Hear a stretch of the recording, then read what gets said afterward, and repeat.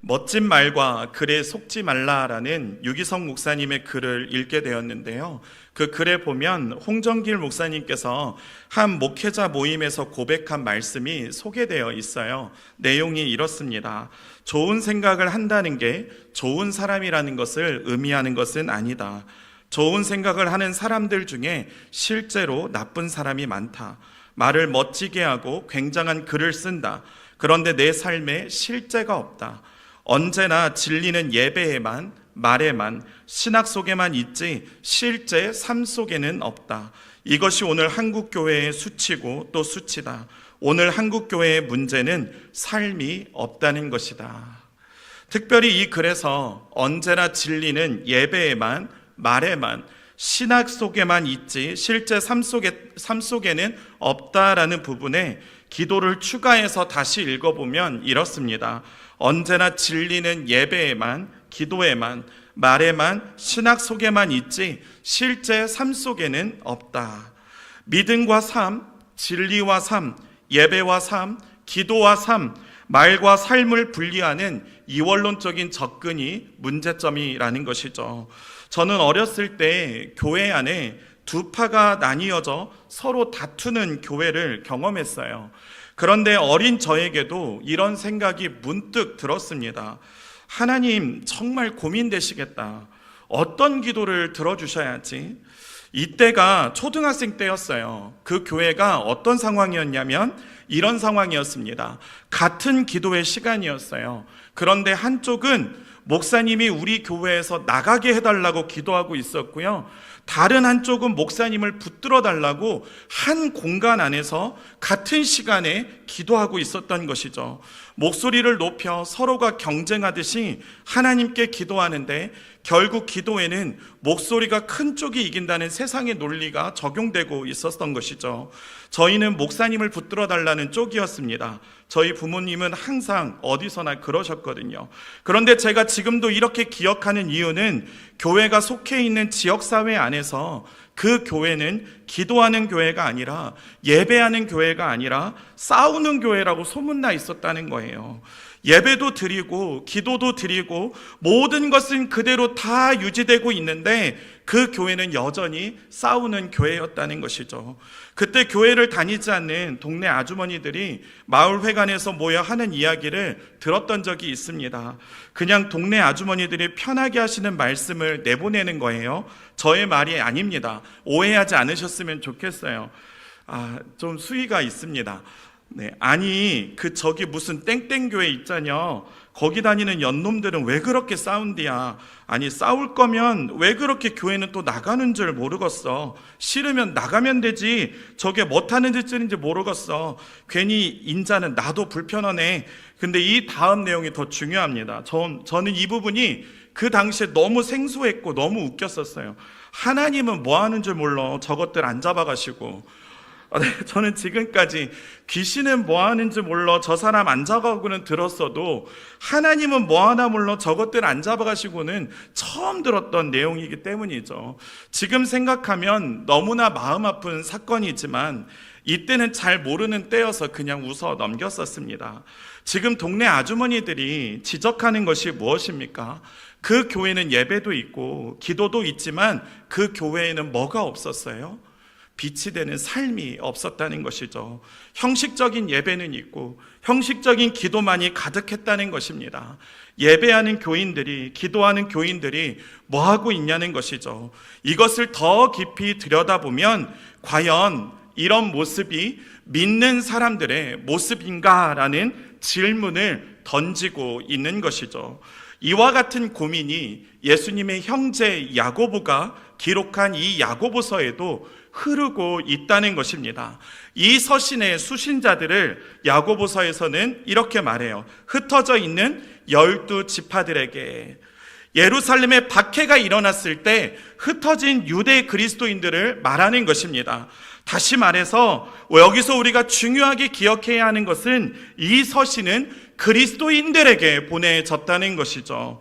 그리스도인들을 향해서 야고보 사도가 이렇게 질문을 던지는 것입니다. 과연 이런 모습이 믿는 사람들의 모습이 맞는가? 바로 이것에 대한 주제를 풀어가는 것이 야고보서 서신이라는 것이죠. 본문 14절에서 야고보는 이렇게 질문을 던집니다. 내 형제들아, 만일 사람이 믿음이 있노라 하고 행함이 없으면 무슨 유익이 있으리요? 그 믿음이 능히 자기를 구원하겠느냐? 이 구절 때문에, 또한 이어서 나오는 구절들 때문에 많은 학자들에게 있어서 야고보서는 지푸라기 서신이라고 내팽겨져 쳐졌습니다. 왜냐하면 마치 믿음으로 구원받은다는 이신칭의를 깨는 것처럼 보여지기 때문이죠. 그러나 야고보는 믿음으로 구원을 얻는다라는 이 구원의 원리를 이 서신서 안에서 한 번도 부정하지 않았습니다. 오히려 믿음으로 구원을 받는다라는 이 원리를 더욱 굳세게 세우고 있었던 것입니다. 왜 그렇습니까? 성경이 말하는 참된 믿음이 무엇인지를 다시 말해주고 있기 때문이에요. 이 말은 다른 말로 하면 당시 그리스도인들은 믿음에 관한 잘못된 관점을 가지고 있었기 때문입니다. 그것이 무엇입니까? 이것에 대해서 더글라스 무 학자는 그의 책에서 이렇게 설명합니다. 이것은 행함 없는 사람이 믿음이 있다고 주장하는 믿음이다. 야고보의 요점은 이 믿음이 성경적인 믿음이 결코 아니라는 것이다. 이것을 이해하기 위해서 야고보는 15절과 16절을 통해서 구체적인 예를 들어서 이제 설명에 들어갑니다. 믿음의 공동체 안에서 우리는 헐벗고 일용할 양식이 없는 지체들을 만나게 된다는 것이죠. 그런데 그 지체들을 봤을 때 평안히 가라, 덥게 하라, 배부르게 하라라는 말만 하고 그들에게 도움을 주지 않는다는 것은 잘못된 믿음이라는 것이죠. 무슨 말입니까? 참된 믿음이란 우리를 책임 있는 자리에 삶의 자리로 이끈다는 것입니다. 이것에 대해서 바울도 자신의 서신에서 이렇게 말합니다. 우리 빌립보서 1장 27절의 말씀을 같이 함께 읽어보겠습니다. 오직 너희는 그리스도의 복음에 합당하게 생활하라. 할렐루야. 복음은 구체화된 삶을 통해서 표현된다는 거예요. 복음이라는 것은 생각 속에 있는 것이 아니라 구체적인 삶을 통해서 표현된다는 것이죠. 복음과 삶은 뗄래야 뗄 수 없는 관계 가운데 있다는 거예요. 특별히 여기에서 생활하라라는 이 동사를 살펴보면 그 안에 내포되어 있는 이 의미는 시민으로 살아가다라는 뜻을 가지고 있습니다. 그리스도인들은 하늘에 속한 시민들로서 이 땅에서 천국 백성답게 살아가야 한다는 것을 말해주고 있는 것이죠. 우리 안에 들어온 복음은 우리를 하나님의 합당한 자녀로 살아내도록 작동하는 부르심이며 능력이며 이유라는 것입니다. 다시 말해서 우리가 예수 그리스도를 믿는다고 할 때 우리의 삶에서 책임 있는 삶이 사라지는 것이 아니라는 것이죠. 믿음은 원래부터 삶이라는 주제를 포함하고 있는 용어였던 것입니다. 이런 관점에서 우리의 기도를 보게 되면 기도에 대해서도 오늘 야고보 사도가 지적하는 것과 같은 관점으로 접근하는 시도들이 있다는 거예요. 믿기만 하면 어떻게 살든지 상관없다는 식으로 기도만 하면 모든 문제가 다 해결되는 것처럼 여기는 관점이 바로 그것이라는 것이죠. 그러나 실제로 우리가 기도하는 이유는 살아낼 힘을 공급받기 위해서입니다. 살아낼 힘이 없고 어떤 문제 앞에서 해결할 능력이 없고 지혜가 없기에 하나님께 기도하며 부르짖는 것이죠. 살아낼 힘을 얻는 영적 통로가 바로 오늘 이 기도의 자리라는 것입니다.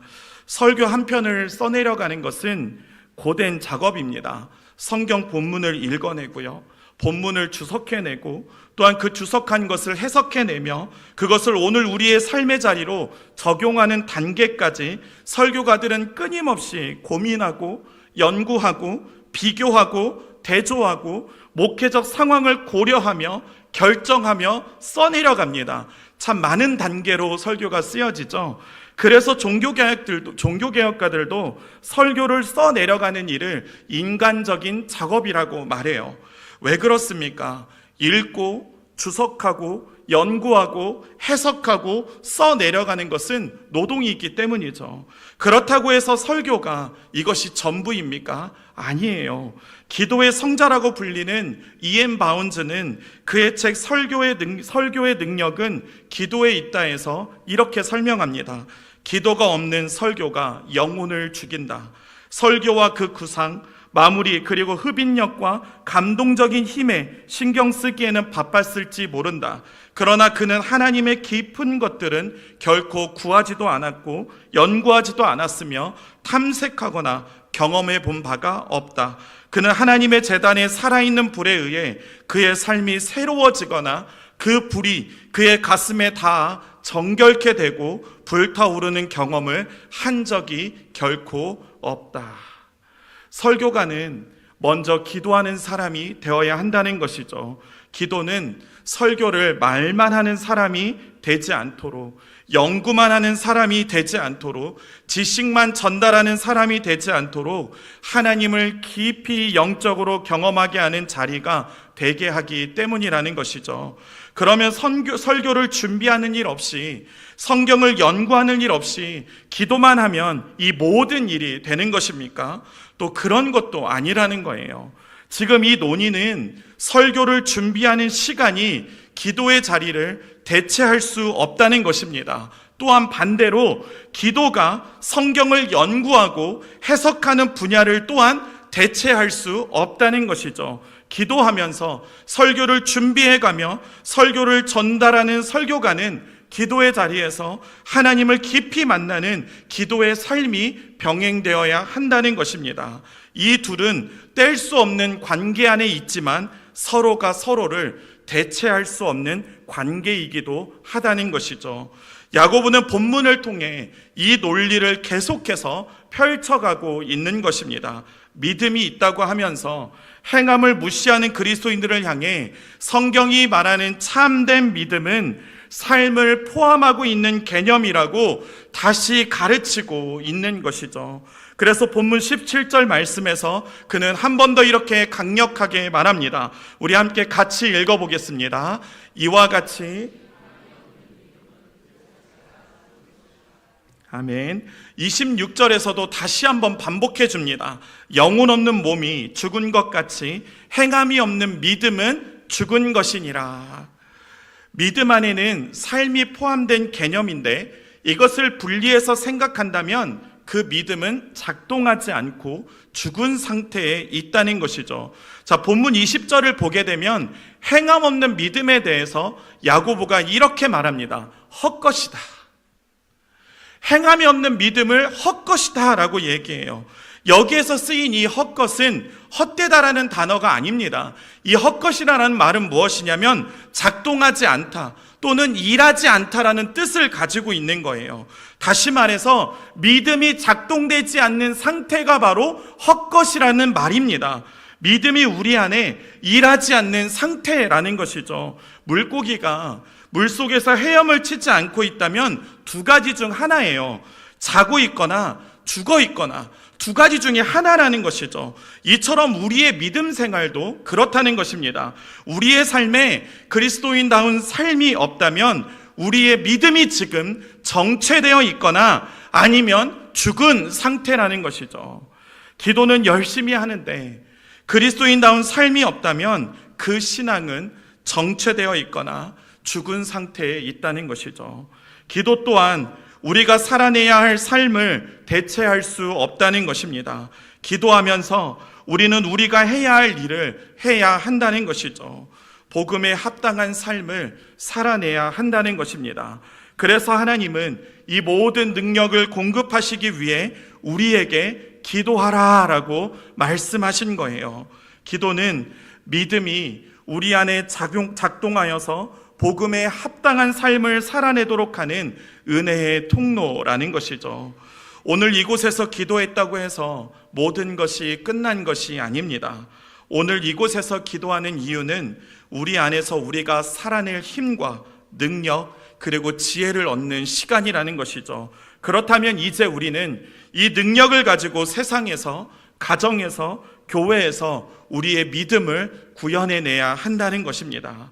이것을 본문에서 야고보는 구약의 성경 인물을 끌어와 설명합니다. 아브라함을 예를 들며 온전하게 되었다라는 표현을 사용하며 설명해 가죠. 본문 22절을 우리 다시 한번 같이 읽어보겠습니다. 내가 보거니와 믿음이 그의 행함과 함께 일하고 행함으로 믿음이 온전하게 되었느니라. 아멘. 하나님을 믿는다는 것은 입술로 믿습니다 라고 말한다고 해서 그것이 증명되는 것이 아닙니다. 제 아내가 습관적으로 하는 말이 있어요. 뭐냐면 제가 예전에 힘들 때면 죽겠다라고 했더니 저희 아내가 이렇게 얘기해요. 그 언어를 바꿔, 생명의 언어로 바꿔. 그래서 뭐라고 하냐면 힘든데 살겠다 하라는 거예요. 근데 사실 저희 아내가 정말 매일 살겠다 해요. 근데 얼굴 표정은 무슨 표정이에요? 죽겠거든요. 그래서 제가 아내한테 물어봤습니다. 아니, 얼굴 표정은 죽겠는데 말로 살겠다고 하면 그게 무슨 소용이야? 그랬더니 아무튼 우리 어머니가 그렇게 하라고 했어 라고 해서 지금까지 반어법을 사용하고 있는 거예요. 이렇게 한다고 해서, 죄송합니다. 이렇게 한다고 해서 우리가 정말 살아있는 겁니까? 아니라는 것이죠. 믿음은 순종을 통해서 그 믿음이 진짜임을 나타내는 것입니다. 다시 말해서 믿음은 순종을 할 수 있게 하는 원동력이고, 또한 순종은 우리의 믿음을 자라게 하는 통로라는 것이죠. 하나님을 신뢰하기에 순종하는 것입니다. 그리고 순종하면 더욱 하나님을 신뢰하게 된다는 거예요. 아브라함이 그랬습니다. 이삭을 드리라는 하나님의 말씀에 순종했어요. 하나님을 신뢰하지 않는다면 할 수 없는 순종이에요. 누가 자신 있게 자신의 아들을 죽이는 자리로 자기의 자식을 내몰 수 있겠습니까? 아브라함이 하나님의 말씀에 그렇게 순종했더니 어떤 하나님을 그는 경험합니까? 여호와 일의 하나님을 그는 만나지 않습니까? 이전에 알지 못했던 하나님에 대한 새로운 인식이 그의 안에 생겨나게 된 것이죠. 여호와 일에 자신을 위해 모든 것을 준비하시는 하나님에 대한 이 체험은 아브라함으로 하여금 하나님을 향한 신뢰를 더 크게 만들었다는 것입니다.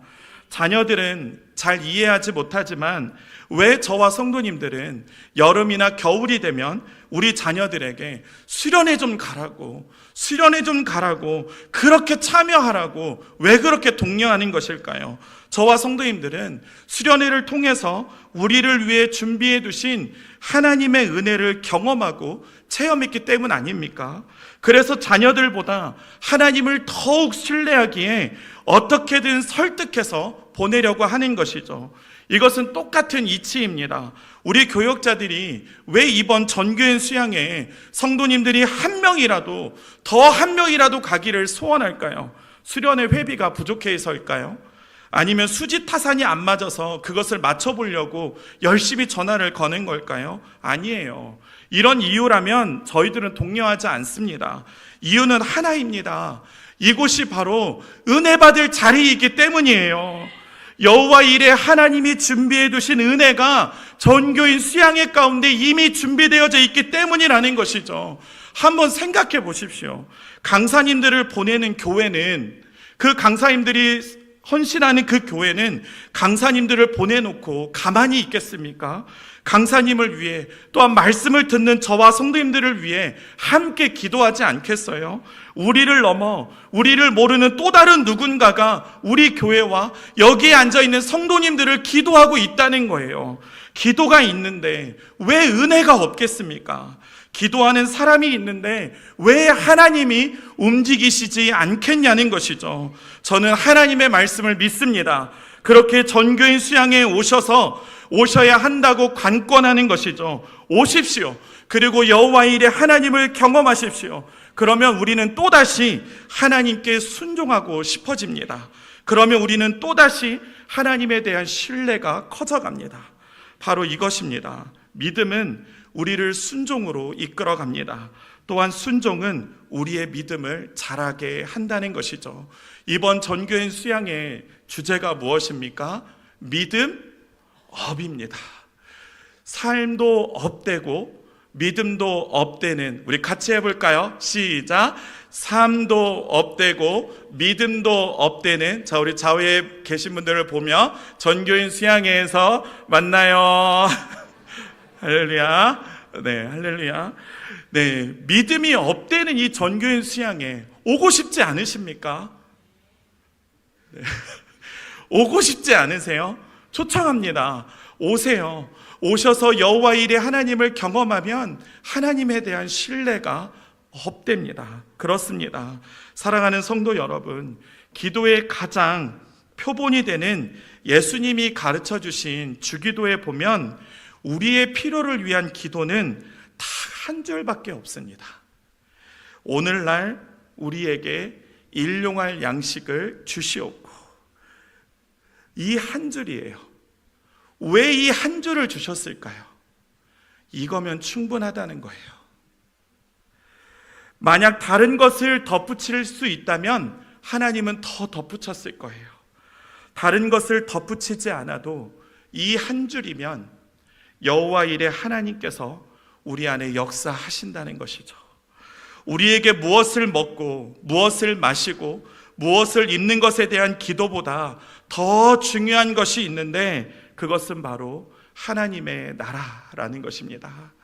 그 나라의 백성된 제자로서 살아가는 그 삶이 우리에게 더 중요하다는 것이죠.